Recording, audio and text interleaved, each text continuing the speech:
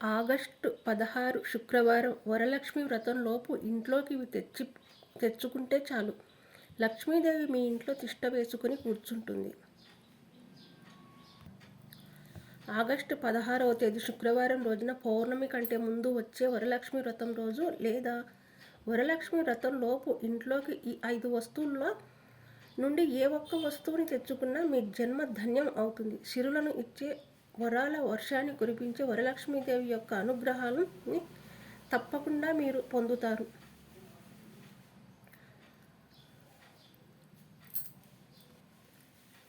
శ్రావణ మాసంలో వచ్చే వరలక్ష్మి వ్రతానికి చాలా ప్రత్యేకత ఉంటుంది. వరలక్ష్మి వ్రతం రోజున ప్రతి స్త్రీ కూడా వరలక్ష్మీదేవిని పూజిస్తూ ఉంటారు. ఎవరి స్తోమతను బట్టి వారు వ్రతాలను పూజలను చేసి ముత్తైదులను పిలిచి వాయినాలను అందిస్తూ ఉంటారు.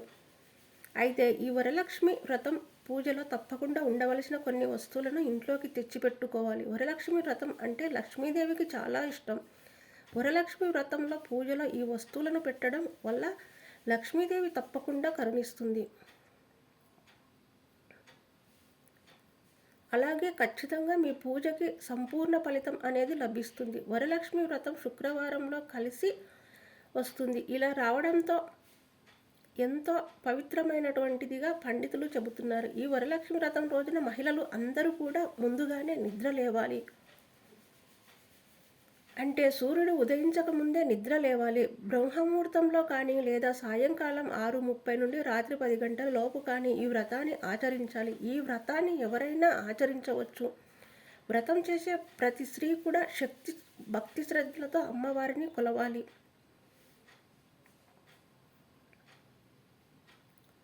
అలాగే ఈ వ్రతం ఆచరించడానికి నియమ నిబంధనలు అనేది చాలా తక్కువ. అంటే నెలసరి ఉండే మహిళలు తప్ప మిగతా అందరూ కూడా ఈ వ్రతాన్ని ఆచరించవచ్చు. ఈ వ్రతాన్ని ఆచరించిన వారికి తప్పకుండా లక్ష్మీదేవి కటాక్షం కలుగుతుంది. అలాగే మీరు ఏ కోరిక కోరినా కూడా తప్పకుండా నెరవేరుతుంది.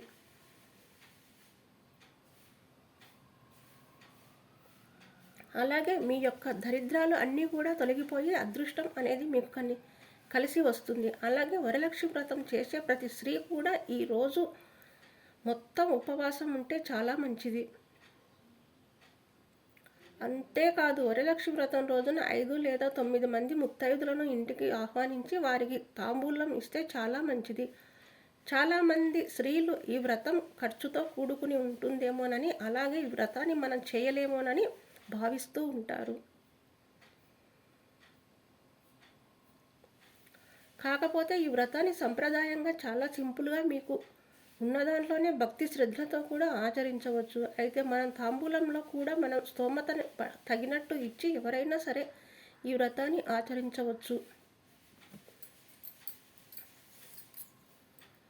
అంటే తాంబూలంలో 2 ఆకులు, 1 ఒక్క, పసుపు కుంకుమలు, పూలు, గాజులు, శనగలు, మీకు వీలైతే 1 రవిక వస్త్రం తాంబూలంలో తప్పక ఉండవలసిన వస్తువులు. వీటితో పాటున ఏదైనా తీపి పదార్థం 2 అరటి పండ్లు కానీ లేదా మీరు ఇంట్లో తయారు చేసుకున్న పూర్ణాలు కానీ తాంబూలంలో పెట్టి ఇవ్వాలి.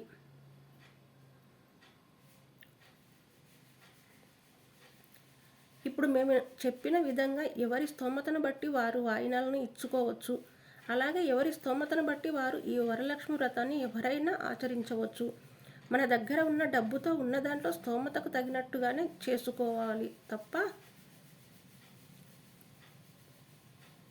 ఆడంబరాలకు పోయి అప్పులు చేసి మరీ అంటే ఎక్కువ పెద్దగా చేయాలని అనుకోవద్దు. ఏ పూజ అయినా ఏ వ్రతమైనా శాస్త్రీయ పరంగా అప్పులు లేకుండా సింపుల్గా అత్యంత భక్తితో మీ మనసును అమ్మవారి మీద లగ్నం చేసి చేయాలి.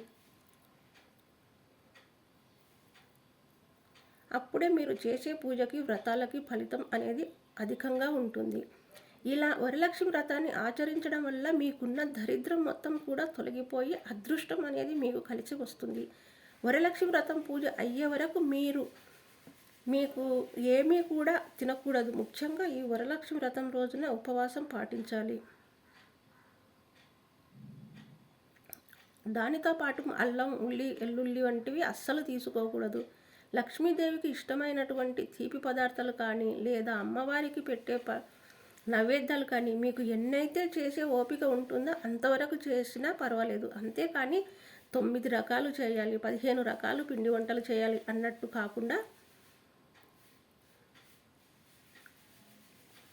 అమ్మవారికి మనం మనస్ఫూర్తిగా 5 రకాల వంటలు చేసినా లేదా 3 రకాల వంటలు చేసినా సరిపోతుంది. మనం అమ్మవారిని ఎంత భక్తితో కొలుస్తున్నామో అనేది ఇక్కడ చాలా ఇంపార్టెంట్. 3 రకాల పిండి వంటలు చేస్తే స్తోమత లేని వారు బెల్లం పరమాన్నం లేదా పాయసాన్ని చేసి అమ్మవారికి నైవేద్యంగా సమర్పించినా చాలు. అలాగే మీరు చేసే వంటల్లో ముఖ్యంగా శనగలు, పులిహోర, బెల్లం, పరమాన్నం ఈ 3 రకాలు ఉన్నా సరిపోతుంది. ఈ విధంగా అమ్మవారి పూజలో ఈ ప్రసాదాలు తప్పకుండా ఉండే విధంగా చూసుకోవాలి. ముఖ్యంగా ఈ వరలక్ష్మి వ్రతం పూజను చేసే ముందు ఇంట్లో కొన్ని నియమాలు నిష్టలను పాటించాలి. అది ఏమిటంటే వరలక్ష్మి వ్రతం చేసే రోజు ఉదయాన్నే నిద్ర లేవాలి. అంటే సూర్యుడు ఉదయించక ముందే బ్రహ్మముహూర్తంలో నిద్రలేచి ఇల్లు వాకిలి శుభ్రం చేసుకుని వాకిట్లో అందమైన ముగ్గులను పెట్టుకుని తర్వాత శుచిగా తలస్నానం ఆచరించాలి. స్నానం చేసే నీటిలో కొంచెం పసుపు రాళ్ళ ఉప్పును వేసుకుని స్నానం చేస్తే చాలా మంచిది. లక్ష్మీదేవికి ముగ్గులు అంటే చాలా ఇష్టం కాబట్టి తప్పకుండా గుమ్మానికి ఇరువైపులా కూడా అష్టదళ పద్మం ముగ్గులను వేయాలి. ఇలా వేయడం వల్ల లక్ష్మీదేవి అనుగ్రహం మీకు లభిస్తుంది. అలాగే లక్ష్మీ అమ్మవారికి తామర గింజలు అంటే చాలా ఇష్టం.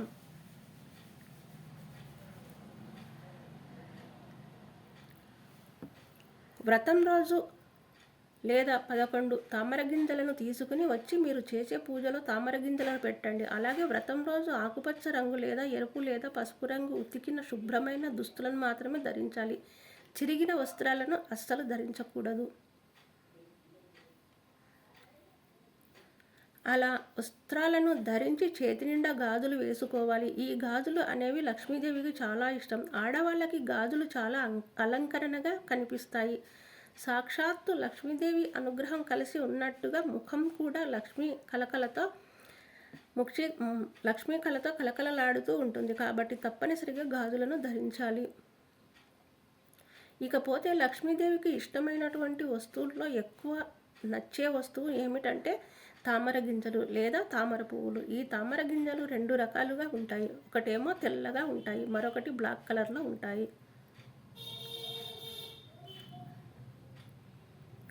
ఇవి మనకు పూజా స్టోర్లో ఎక్కడైనా దొరుకుతాయి. ఆ రెండింటిలో ఏదైనా తామర గింజలను తెచ్చుకుని లక్ష్మీదేవి పూజలో తప్పనిసరిగా పెట్టాలి. అలాగే మీకు దొరికితే లక్ష్మీదేవికి అత్యంత ప్రీతికరమైనటువంటి కమలం పువ్వులు కానీ తామర పువ్వులు కానీ అమ్మవారికి పెట్టాలి.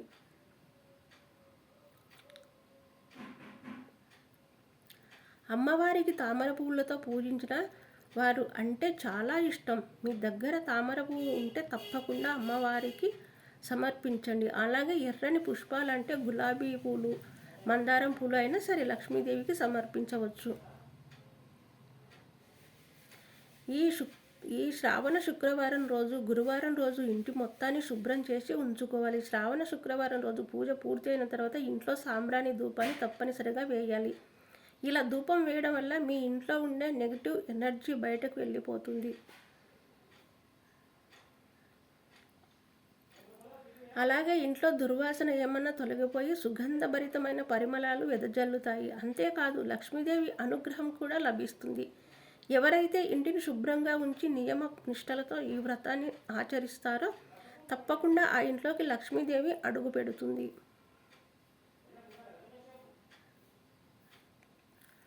తద్వారా లక్ష్మీదేవి అనుగ్రహంతో పాటు మీరు కోరుకున్న కోరికలు కూడా తప్పకుండా నెరవేరుతాయి. కాబట్టి అందరూ కూడా మర్చిపోకుండా అమ్మవారు మీ ఇంట్లోకి రావాలి అంటే సాంబ్రాణి ధూపాన్ని తప్పనిసరిగా వేయాలి.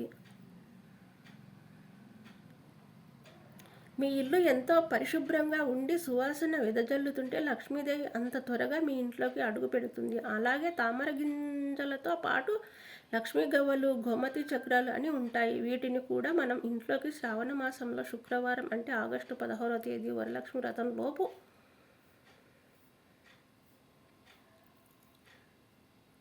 ఇవన్నీ కూడా ఇంట్లో అమర్చి పెట్టుకుని వీటిని పూజ గదిలో ఉంచి అమ్మవారిని పూజించే సమయంలో వీటిని కూడా లక్ష్మీదేవి పటం ముందు పెట్టాలి. అలాగే చిట్టి గాజులు ఉన్న దానితో పాటు 2 ఏనుగు బొమ్మలు తొండం పైకెత్తి ఉన్న వాటిని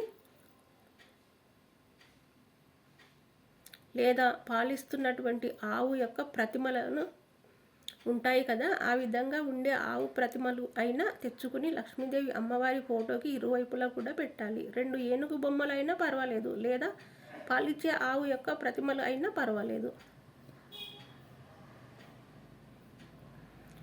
ఇలా వీటిని పెట్టడం వల్ల తప్పకుండా లక్ష్మీదేవి సిరుల వర్షాన్ని కురిపిస్తుందని వేద పండితులు చెబుతున్నారు. అదేవిధంగా లక్ష్మీదేవికి పచ్చకర్పూరం అన్న మహాప్రీతి. ఈ పచ్చకర్పూరం మంచి సువాసనను కలిగి ఉంటుంది. ఈ పచ్చకర్పూరాన్ని నలిపి మీరు వెలిగించిన దీపంలో వేయాలి.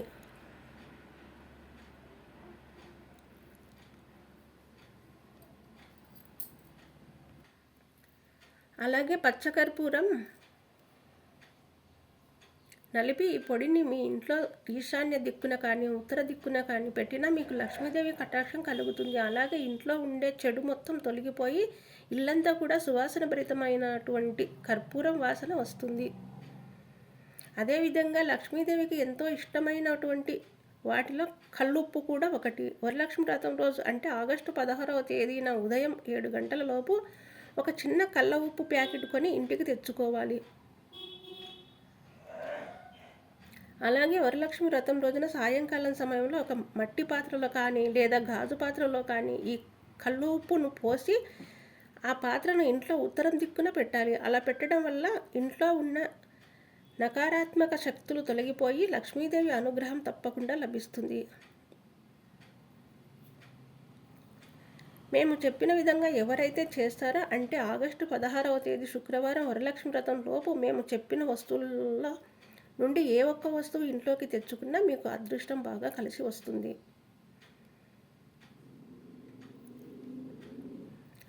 అలాగే ఒక శ్రీఫలం అంటే శ్రీలక్ష్మి ఫలం కూడా ఇంట్లోకి తెచ్చుకుని వరలక్ష్మి వ్రతం పూజ రోజు ఎర్రని వస్త్రంలో శ్రీఫలాన్ని పెట్టి దానిని పూజించి ఆ మూటను మీ బీరువాల్లో దాచిపెట్టుకోవాలి. ఇలా చేస్తే మీకు ఆనందం, ఐశ్వర్యం, శ్రేయస్సు కలుగుతాయి. అలాగే మీకు 4 దిక్కుల నుండి కూడా డబ్బు వస్తుంది. శ్రీలక్ష్మి ఫలాలు సముద్ర తీర ప్రాంతాల్లో మాత్రమే దొరుకుతాయి. ఇవి లక్ష్మీదేవికి చాలా ప్రియమైనవి. శ్రీలక్ష్మి ఫలం సేకరించి ఇంట్లో ఉంచుకుంటే లక్ష్మీదేవి మన ఇంట్లో ఉన్నట్లే.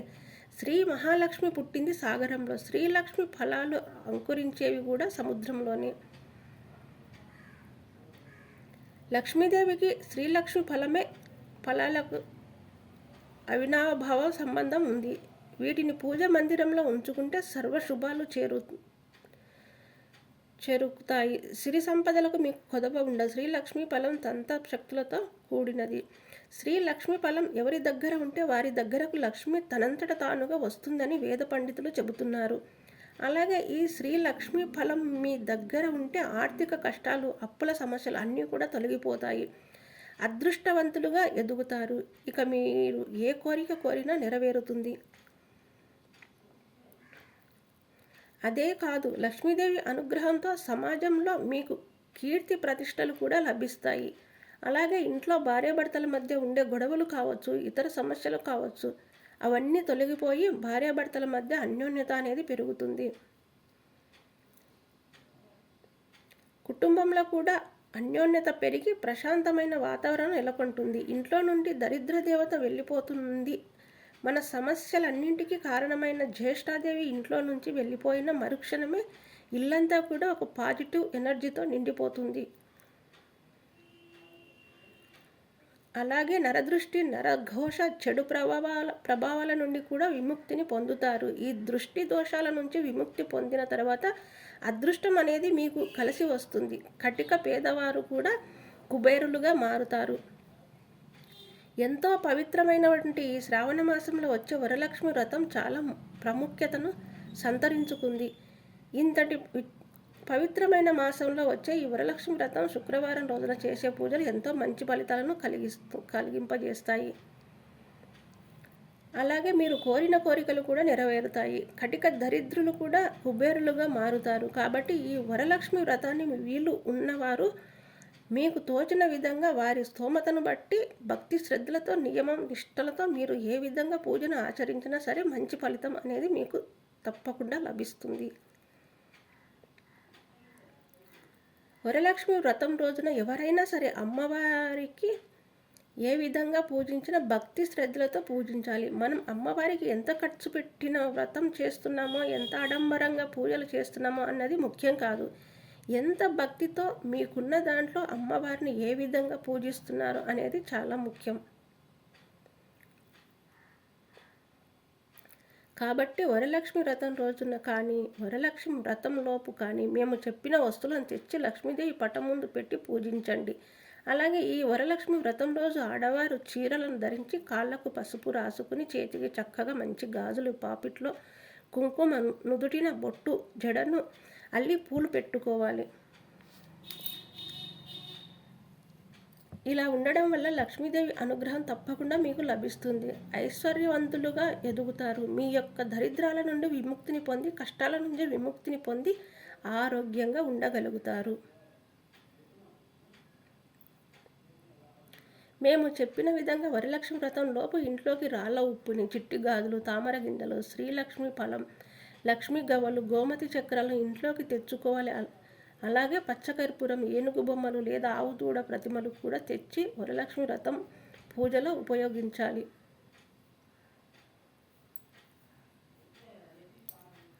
లక్ష్మీదేవి పటానికి ఇరువైపులా కూడా ఏనుగు బొమ్మలను పెట్టి పూజించాలి. ఇలా చేస్తే లక్ష్మీదేవి చాలా సంతోషిస్తుంది.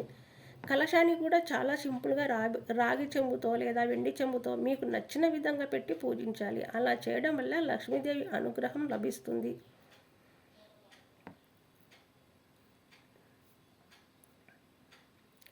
ఏ పూజను చేసినా సరే ఆడంబరం లేకుండా ప్రశాంతంగా, మనశ్శాంతితో, భక్తిగా, నిర్మలమైన మనసుతో చేయాలి. అప్పుడే మీరు చేసే పూజకు సంపూర్ణ ఫలితం అనేది లభిస్తుంది. ఎంతో శక్తివంతమైన ఈ యొక్క శ్రావణ మాసం వచ్చే 16వ తేదీ శుక్రవారం వరలక్ష్మి వ్రతంలోపు మేము చెప్పిన వస్తువులను ఇంటికి తీసుకుని వస్తే లక్ష్మీదేవి అనుగ్రహంతో పాటు మీకు అష్టైశ్వర్యాలు సిద్ధిస్తాయి. అలాగే మీ ఇంటిల్లపాది సుఖ సంతోషాలతో జీవిస్తారు.